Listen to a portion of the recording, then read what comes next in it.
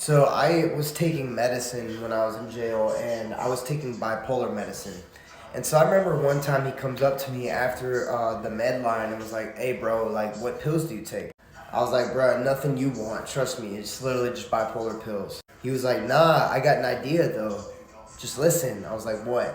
He was like, "Give me the pills, and I'll tell everyone on the pod that I got sleeping pills, and I'll finesse them for their soups and their money and their commissary."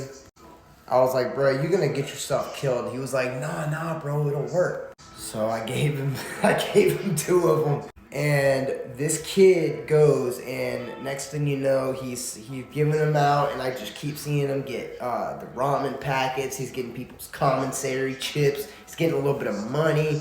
I mean, he had this whole pod fooled for a little bit. The next morning, someone comes up to me and was like, "Bro, was that your meds that you gave him?" And I was like, "Yeah, why?" He was like, "Is it sleeping pills?" I was like, "Nah."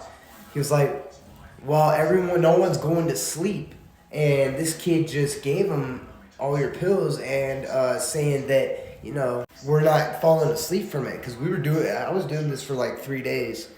It took 3 days for them to catch on. Nobody was falling asleep. They knew at this point. So this one 18-year-old, and this guy, he's like a violent gang member, bro. He comes up to me and was like, "Bruh, like, I know you ain't had nothing to do with it. They was about to press you, but I talked to them, and I was like, he ain't had nothing to do with it." And one of them did press me, but I took care of that.